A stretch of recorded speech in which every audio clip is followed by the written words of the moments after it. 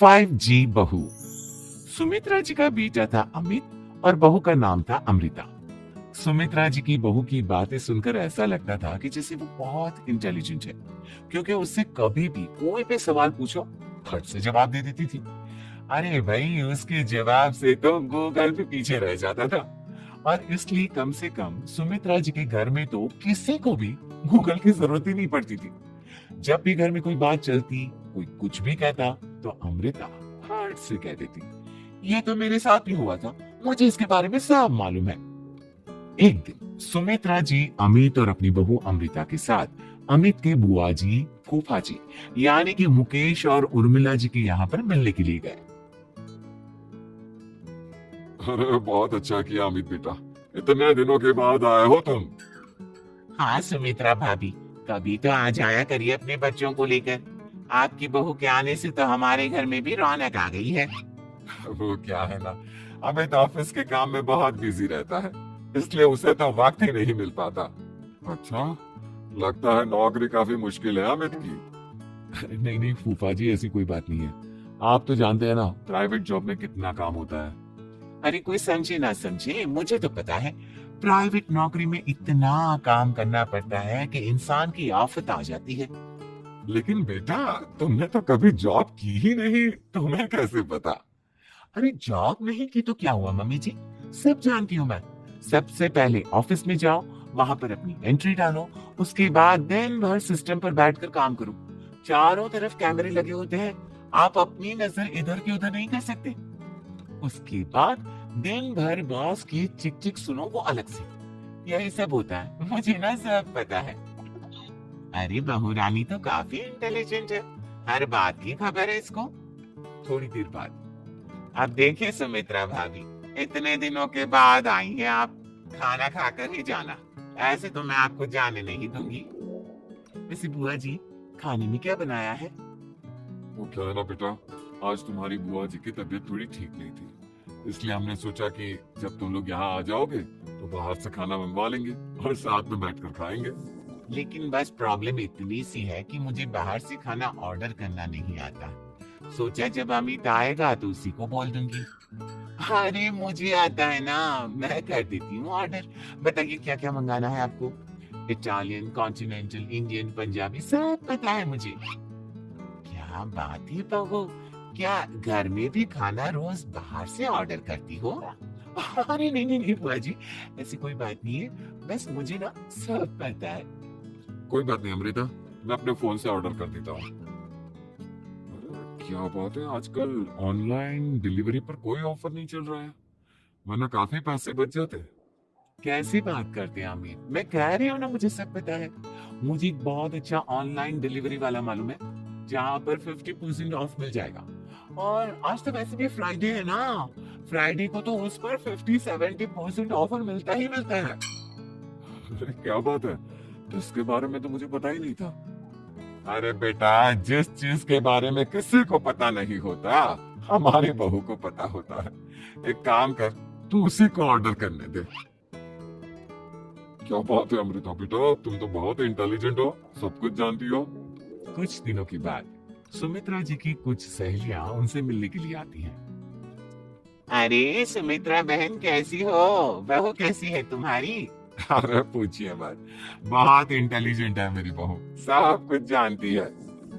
क्या बात है, बहू के आने के बाद तो औरतें दुखी हो जाती है, लेकिन तुम तो बहुत खुश लग रही हो। वो क्या है ना, मेरी बहू है ही इतनी अच्छी। अरे तो बुलाओ ना, हमारे साथ बैठेगी, बातें करेंगी तो हमें भी अच्छा लगेगा। सुमित्रा जी अमृता को बाहर बुलाती हैं और उसके बाद सब लोग बातें करने लगते हैं। क्या बताऊं, कुछ दिनों से घुटनों में इतना दर्द हो रहा है कि चला भी नहीं जाता। अब बुढ़ापे में तो ये सब चलता ही रहता है, क्या कर सकते हैं। आंटी जी, आप योगा करिए, योगा और साथ में ना काले तिल खाया करिए, आपके घुटनों का दर्द भाग जाएगा। लेकिन तुमको ये सब कैसे पता बेटा? अरे मेरे भी घुटनों में दर्द होने लगा था, मैंने योगा किया और काले तिल के साथ गुड़ मिलाकर उनके लड्डू बनाकर खाए, एकदम ठीक हो गए मेरे पैर। अमृता, ये तुम क्या कह रही हो, इतनी कम उम्र में तुम्हारे पैरों में दर्द कैसे हो सकता है? अरे मम्मी जी सच कह रही हूँ, एक बार अगर कोई ये नुस्खा अपना लेना बस मजा आ जाए।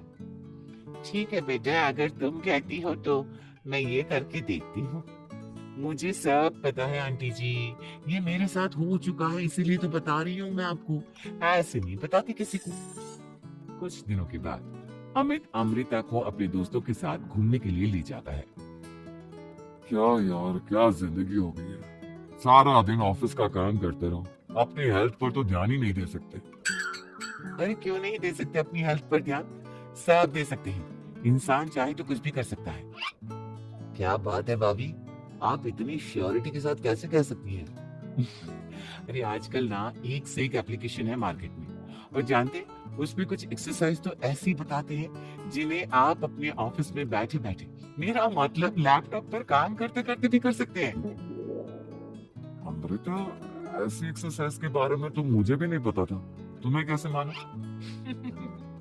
अरे मुझे सब पता है, हर चीज की खबर रखती हूँ मैं, जानते हैं ना आप।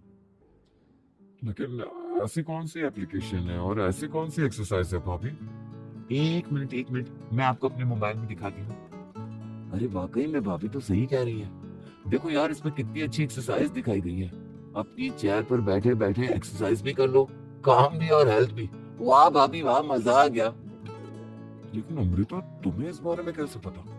अब मेरे साथ जो चीज हो चुकी है उसके बारे में तो मुझे पता होगा ही ना अमित। मतलब तुम कब ऑफिस में काम करने गई जो तुमने ऑफिस करते करते एक्सरसाइज की? मैं जो किचन में काम करती हूँ अमित, घर के काम, वो किसी ऑफिस के काम से काम है क्या? बस मैं भी वो सब करते करते इनमें से कुछ एक्सरसाइज ट्राई कर लेती हूँ, इसीलिए मुझे सब पता है। सही है यार, तुम तो बहुत इंटेलिजेंट हो। कुछ दिनों के बाद ये क्या है? एक दोस्त ने मेरे साथ एक मजाक किया है, लेकिन समझ में ही नहीं आ रहा। अरे बेटा तो अमृता से पूछ लेना, उसके पास कोई ना कोई जवाब जरूर होगा। ठीक कहती है मम्मी जी, मैं सब जानती हूँ। लेकिन अमृता, ये थोड़ा मुश्किल है, सोच लो। मेरे लिए कुछ भी मुश्किल नहीं, दुनिया की कोई भी पहेली हो मैं चुटकी में सॉल्व कर लेती हूँ।